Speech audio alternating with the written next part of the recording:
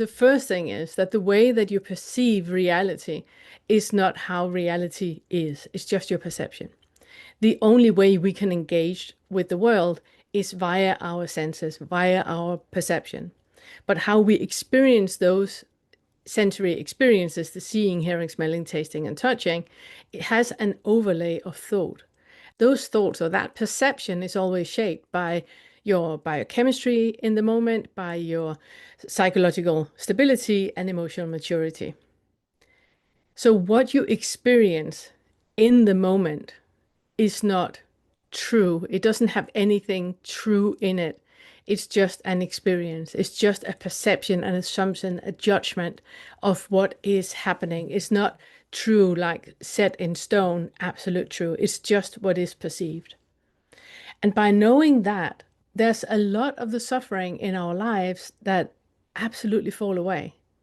If you at any point you experience something that creates suffering in you, can have the clarity of mind and the mindfulness and the awareness of mind in that moment to question what it is you perceive. Am I actually perceiving this, or is this what I think I'm perceiving? And really having that separating. I'm going to talk about that in another video because that's a whole thing on its own. So the first thing is that whatever you perceived as a child was based on your psychological stability, on your emotional maturity, and the biochemistry in your body at that point. Now, obviously, your psychological stability and emotional maturity was not fully developed when you were a child, which means that whatever you perceived, you would create an overlay, an understanding that fit with the mind of a 5-year-old, 7-year-old, 12-year-old. Your brain is not fully developed until you're 19. So whatever you perceived in that moment could only create an understanding of what happened with the biochemistry, psychological stability, and emotional maturity at that point. So when you're 5, you perceive the world completely different. You have just understood that there is a me here and there's somebody out there. At that point, we are very much trying to create alliances, and we're still very, very dependent on our parents to love us. We would do anything, and we normally do two things if something happens that creates a conflict in us. Either we leave the self, we leave the body, the experience in the body to maintain the relationship with our parents, or you leave the relationship with the parents to maintain an autonomy in your body. And that is what is later on creating the personality that what I call the aggressive bully that is driven by cortisol, or the passive aggressive bully that is driven by the thyroid hormones. It creates two different ways of being in the world based on the nervous system. That either you have the fight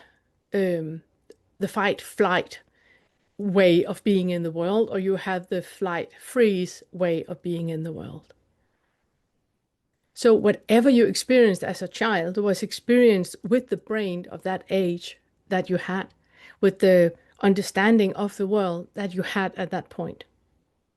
Now, if you remember my teachings back in the first Veda, where I talk about that everything we experience is understood by the mind, understood by the brain. And by that, we create what I call a post-it.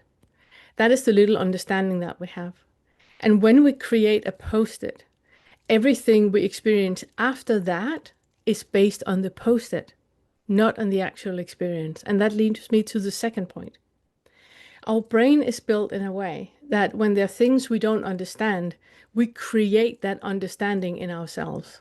So we make up an understanding. You know that from your life, that if you find a bruise on your leg, on your shin, you will immediately think, oh, it must be when I bumped into the sun deck chair or the dishwasher lid, or it must be when I did something.